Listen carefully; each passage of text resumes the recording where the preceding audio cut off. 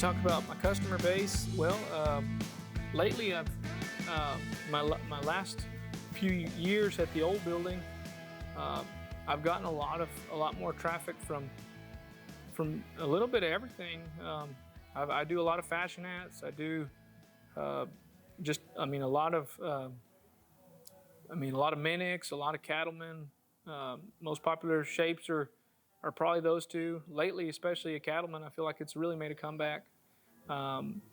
It's so true and such a statement as is. So it's hard to stray away from that. When I first opened, it was a lot of CHLs, a lot of minics, and it's like I said, it's transitioned more into a cattleman.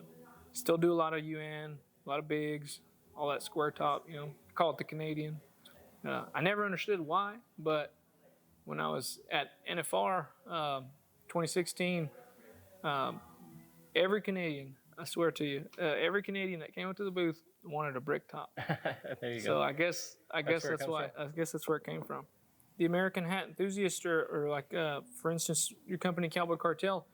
What do you feel like your biggest following is? Is it new customers that are new to hats, or is it continued, let's say, supporters of cowboy hats, or is it truly just, like I said, enthusiasts of a cowboy hat? Or I think it's a mix. Yeah.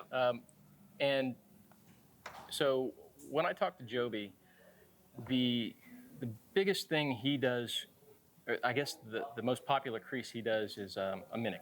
And that's huge in the Mexican and Latino community right now. Yeah, for sure. So in the Dallas-Fort Worth area, the minic's huge. Here, I see a lot more cattlemen in the Austin area. Maybe you see a difference here. I see. It's such a mix because the beauty of the open crown, like I said, options are endless. So I get a little bit of everything. Of course, when I first started, it was primarily minics and some CHLs, right? But it's because, well, heck, everybody at one point said, I want a hat like JB Mooney. And what does he wear? Right. He wears a minic crown and like a YJB, almost a U. So I felt like, also in the Hispanic Mexican community, they're big fans of the PBR, so they want a hat like the guys riding. And I think that's really where it took off. But heck, I also do a lot of traditional, just round, soft brims. Like I said, brim sizes, all sorts. Some people like a super short fedora. I can do a fedora. Some people like a middle of the road. They like a 3.5. And then, of course, your classic 4-inch, standard 4 1/4. Lately, it's been a big influence to the bigger brims. So I'm getting a lot more bigger brims. I just want to make sure they're reliable big brims, because most of the guys that like it, they're working guys, so they want something that's going to hold up. So I want to talk about your the fashion hats you do, but first I didn't answer your question fully. You asked about what kind of members we see. Yeah, and for sure. So I can see some data on membership, and I'm telling you, man, it's like 6,000 to 8,000, maybe 12,000 members are in the Mexico area. So. It's mostly Mexico. So I would say 6,000 to 8,000 from Mexico. The rest are from the U.S. You got just a few from Canada and Europe and. What about Australia? Australia, we have. I can't give you numbers without looking it up, but we do have some Australian members, and I think it's a mix of everything. Old school cowboys who are set in their ways, and they wear a certain hat, and maybe it's a Stetson, maybe it's whatever, and we're trying to change that.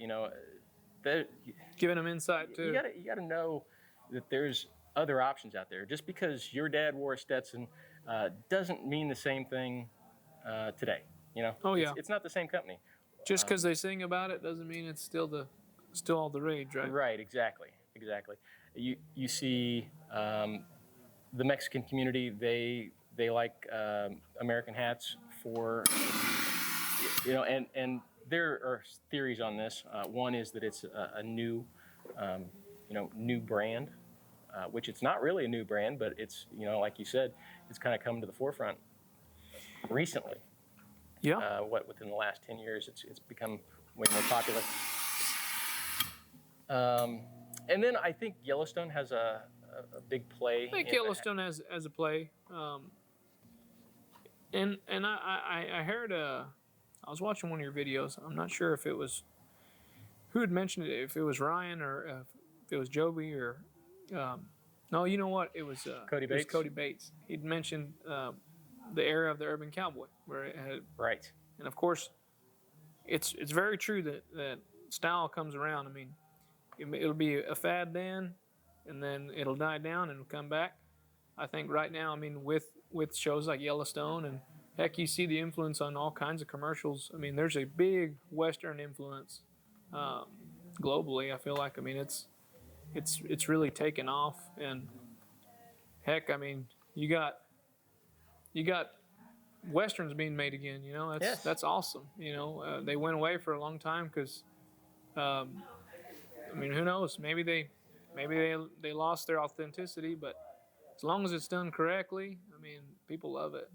And Taylor Sheridan's done a good job of. He's done a great job. Yeah, of course, it's got a little bit of Hollywood in it, but I mean, that's how they sell it to other people that live outside. That's right. The Western community. So, but yeah, I mean, I think as long as there's like I said, it goes back to being authentic. As long as there's a touch of that, I mean, I think it'll sell. It'll sell. A lot of people have no idea about the hats in Yellowstone. They don't know who makes them or where it started or any of that. So the new people come in, they say, I want a black hat like Rip. I say, well, Rip's not wearing a black hat. He's wearing a chocolate hat. And it's a 4-inch brim, rolled up like it sat in the back seat. Yeah, exactly. Like it's been hanging on a wall. The back of his hat's all jacked up. Yeah, it's I think some work. I think we need to get him a new hat. That's right. Yeah, for sure. That's another thing. I mean, if there's a bad hat in the movie, it's hard to watch it because it's that much cheesier. And I go by hats. A lot of people go by other things, but like, for instance, they'll tell you, oh, this so-and-so gun was made before then or after then. But I look at hats. I mean, if there's a bad hat in there, if there's a modern palm leaf in a 1800 Western, well, it just doesn't work for me. So I understand. Yeah, absolutely. It's funny. Do you notice this? Do you go out and you see somebody wearing a hat and say, that needs fixed? Is that something you think? Sometimes. But I'll tell you this. I can go somewhere and notice if it's mine. Heck, I mean, I can see it from across the road and tell you who, for instance, almost who creased it. Everybody has their style of creasing, and I feel like they're kind of once you've been there, once you've purchased that from a little bit of everybody, you can kind of see everybody's touch. So how is that shaping? Man, this hat feels great. I know, right? I'm gonna try it on you really quick just to peek. Okay. I thought I was gonna be done a lot sooner, but I'm glad I just continued to work on it because it just feels so good. Let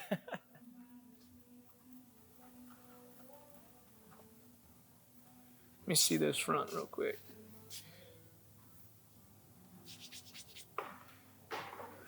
So if you were to walk in the room, man, I'd say you're either gonna rope steers later, or you might wrestle one. It looks cool. Looks cool. It's a good looking hat. But you tell me, man. We can make it narrower. We can make it no, I think rounder. I like it. We can. I'd seen your previous video that you mentioned you didn't like too tall of a crown. I went middle of the road there, and I think, like I said, my wide cattleman allows you to really go anywhere with it without it hitting your head. I do put a slight belly in the crown. Another one of those cowboy touches that I enjoy doing to most hats. I noticed that when you were shaping that jute hat earlier, I saw you doing that. It allows you to set it on your head and really hug your head. So if it's windy, you still have room to pull it down even pull further. it down, and it's not going anywhere. So, right. And that's something. I don't have access to hat blocks, so it's. I don't have the best blocks. Most of my hat equipment comes from Etsy. There's all kinds of different makers. I want some authentic wooden ones, but heck, I just kind of work with what I have. Honestly, this is a funny story. I was in the shop. I used to use another hat as a I've seen you do that before. That was definitely the only problem is those hats on the bottom eventually over time start feeling some of that steam and they start to get soft. So I was talking to Dad. I was like, Dad, I need a hat block. And of course he doesn't really he wears hats, but he doesn't really shape on them or anything. But he kind of, I mean, he has an idea of just about everything. And I was like, I need a hat block and I don't know where to go. And he goes, give me 15 minutes. And he came up with this guy. It was actually another buddy of ours, Jody. He had a mini version of this, and Dad saw it, and he came back with that. It's not the prettiest block, but I promise you, this thing's shaped. I mean, thousands of hats. So but I finally replaced it with something a little bit prettier. You know, these little blocks. They're 3D printed. Yeah, I mean, it's a cool block. But even after I got these, I still have certain hats that I'll go back to the faithful PVC. That's a lot smoother than it looks, actually. It looks. You see all of the lines from the printing. It looks like it's going to be really rough, but it's pretty smooth. I even have a 3D printed pencil rollers. Yeah, I wish I had some of those too. Those are. But heck, honestly, I mean, hard to get a hold of. I got a little bit of everything. Like I got your brass ones too, but there's certain hats I'd rather use the 3D, and there's certain hats I'd rather use the brass. But that's just slight insight on all that.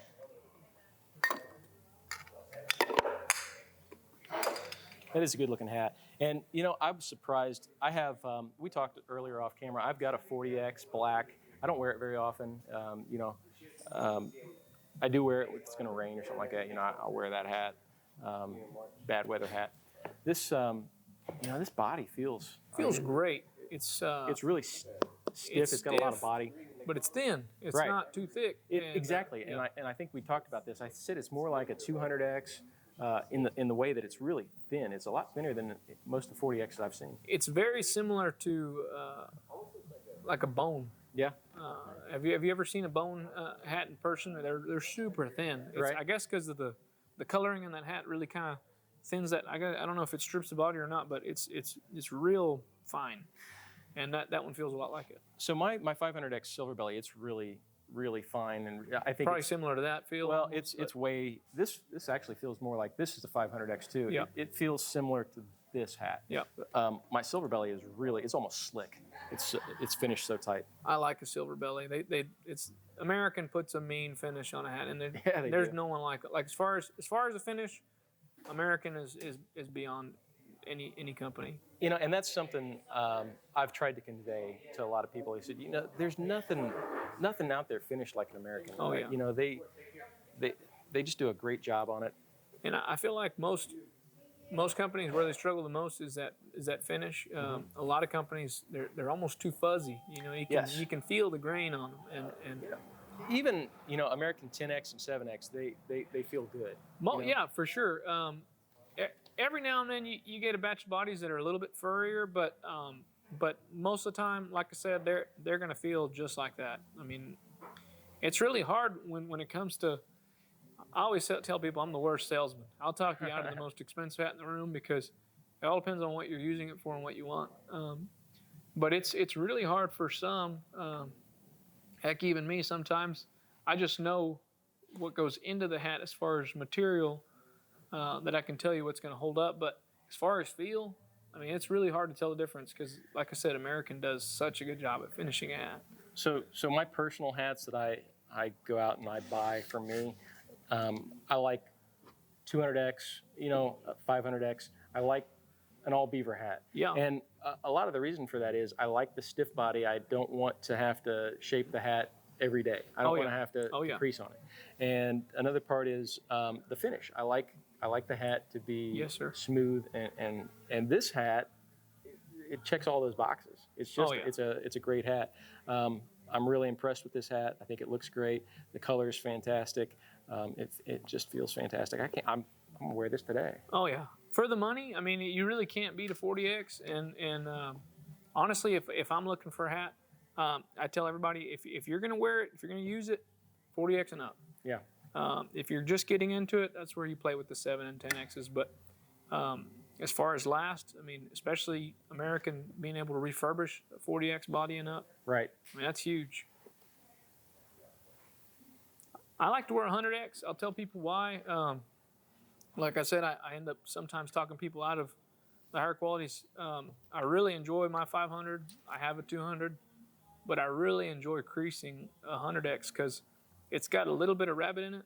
And of course, some people are like, "Oh, well, I want a pure beaver hat." Well, for me, as far as shaping it, that little bit of rabbit, it gives me just enough give to really. I mean, I think some of my best creases have been creased on a 100X, and some of those 200X and 500X, they're so stiff, they can give me a hard time. But once they're set, they're great. They're solid. Like you said, you don't have to touch them. But the 100X, that's what I'm wearing right now, and like I said, just gives me enough give to really to pull on one, and I just like how they shape up. So I was going to ask you about that, what you're wearing. Yeah. So inevitably, we're going to get a question on what crease is that? What So Yeah, what do you? Yeah. What exactly are you wearing here today at Creased One? So I'll tell you a little bit about my shapes. Originally, when I first opened the store, heck, you could almost say my hat looked just like JB Moody's. You know, it was a mimic, maybe a little bit. It wasn't quite a full JB or a full U. It was just inside of a JB, and that slowly transitioned narrower and narrower. And right now, I guess I like a cattleman cutter because I can really sit it down if I'm going like in the wind or something, or if I'm roping, or if I'm whatever, you know. And then I like this kind of rounded off brim. I kind of went from kind of that narrow JB to now a J to now it's like a rounded corner J, and I like how it frames my face, and I don't know, it's just I like it. And you've got kind of a slight mule kick in the front. Well, or it's this U-shaped dip in the front. Yeah, it's kind of cool. It represents a lot of heck. A lot of guys, they're superheroes, Superman, Batman, and I think, in a sense, I kind of put the cowboy up there. So I feel like it kind of gives some. It's got a cowboy touch to it. Definitely kind of represents that kind of West Texas area. It's real soft, with a nice dip, and that cattleman cutter's kind of timeless, and it's got a lot of functionality to it. So what is that, a 4.5? 4.5 that I cut down to a 4 3/8. I've tried the big brims. They don't look the best on me, but I've really enjoyed this 4 3/8. It's right in the middle. I've always worn a 4 1/4 primarily, but right. I've really enjoyed this 4 3/8. So yeah, and that's a thing. I started out with 4.5 with Americans, and I didn't like it. It was too big, so I cut it down to 4 1/4, and that was okay. So my 500s are 4 1/4. Then I got a straw in 4.5. I wanted the 7800. The only one I could get was 4.5. I took it anyway. What the hell? I found this shape kind of it lends itself to either 4.5 or 4 1/4 and looks good on me. So my chocolate, it's 4.5, and it's big, but in this shape it works. I do notice getting in and out of the car, you hit it a little more than you would a 4 1/4. But I kind of wear them in the car. Everybody always asks me, what do you do for when you're traveling? Well, very rarely will you see me put a hat on the dash because I'm really, I tell everybody not to do that. But if you're traveling, the AC's blowing, it's fine, right? But you just can't get accustomed to doing that because if it sits there, especially in Texas, this heat, it's an oven. Yes. But I mean, I typically, you'll see me in the store and out and about as long as weather's right and it's not super windy, I'm kind of relaxed. I kind of kick it to the back of my head. Same thing in the vehicle. It doesn't hit the headrest. Some people say they have to turn it around, but I mean, I don't have a problem just kind of. I might lean forward just a tick, but yeah, I kind of rock it back a little bit. But yeah, I mean, everybody's different. Everybody likes different things. I'll tell you what I'm going to do to this hat a little different. Okay. Now that it's kind of dried up, I'm going to broaden out the back just a hair. I really enjoy the taper, but I want to broaden it out just because I know it'll set hair higher. So I don't want it to taper any more than that. Okay. And that's something I notice. Anytime you get a hat shaped and you put it on, you run the risk of, it's great, all right, out the door, and you get home and you think, man, this side is just a little bit off, and it will set over, an hour or two or something. Yeah, I mean, once it dries, it moves for sure a little bit. Yeah, as that steam kind of works its way out of the body, it'll want to go back or forward or whatever. So, yeah, I always tell everybody who I shape a hat for, I said, you know what, if you find out, you get it home, take it out of the box, just set it on the crown or whatever, leave it outside the box for at least a day, and then if you have any problems, come back and see me. We can make any little tweaks. I always tell everybody that felts typically take at least 2 runs of steam. Yeah. And if you have the patience for it, I definitely recommend. I tell everybody after we shape it, like I said, it takes me about 10 to 15 minutes to crease hat. And then I asked them to kind of allow another 10 minutes for it to really dry and set, and then we'll go over it once more before they leave. Nice. So yes, to try to avoid the issue of getting home and then it moving on them. So, but my personal hats, for sure, I'll probably shape them one day and then give it the final touch the next. Next day. It's pretty much set. See, and that's funny. I don't even shape my own hats. I try not to even adjust my own hats unless it's like really necessary, something I just can't live with. Well, I admire the fact that you've gotten a hat from a little bit of everybody, and you've got to see everybody's different styles. So it's a cool thing that, of course, I think you could. I've seen some of your work. I'm sure you could shape your hat, but it's cool that you allow some of those shops to kind of give it their touch. Absolutely. And I think I could shape my own hat, but I'm so particular. And that's, I used to tell myself this. Everybody always asks me, like, how do you shape your own hat? There's a lot of hat shapers that can't.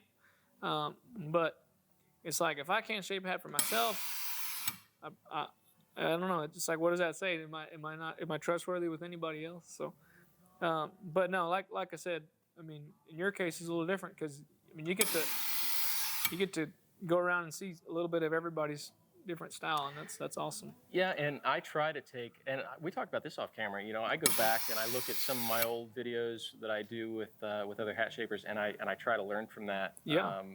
Because I'll get in there in a habit of shaping one way, and then I'll see something I don't like about it, or see something where I shaped something in a certain way and I get the result that I want, but it doesn't look like the hats that I've had shaped by other people. So I will go back and look at that and see what they're doing that I'm not doing, or what's different. So I try to take away a little bit of something from every video. 100%. And like we mentioned Nate earlier, gentleman that's in college, of course I took the time to show him once, and he kind of got the gist of it, and then all of a sudden, overnight, he shows up one day and he's creasing hats, like I said, that a lot like mine. And I said, Nate, who are you, and where'd this Nate come from? He's like, well, I've been watching. I see what you do, and I've applied it now to his. It's just him talking to my shaping, and it really. Watching definitely. You can definitely learn a lot by watching. That's funny because you mentioned the recent American chocolate hat I did with the cactus in it. And I didn't know I could do that until I did it. it's the same thing with the horseshoe. I'm willing to attempt something or something different, and I have no idea whether I'm going to get it or not. And you just kind of have to try sometimes. I think it was Wheeler's. Is the first time I saw that, like sugar skull or like this skull. Have you seen that one before? That's crazy. I did that a couple times for a couple customers upon request, and I'm normally not very good at like letters or something crazy. I mean, I've done hearts. I can do all kinds of swirls up top, but I was pretty proud of. We did a skull and it came out really cool. It's just something like you said. You don't know you can do it until you try it, but. Of course, it can go south in a hurry, but yes, yeah, it can. But you have the tools and the ability to turn it around and go back to and good hats. Yeah, I mean, absolutely. I think Danny Adams said it. He goes, a good hat makes all the difference. If you're shaping junk hats, most likely the shapes aren't going to be the best. Right. And if they are good, it took you every bit of 2 hours versus 15 minutes. Yes.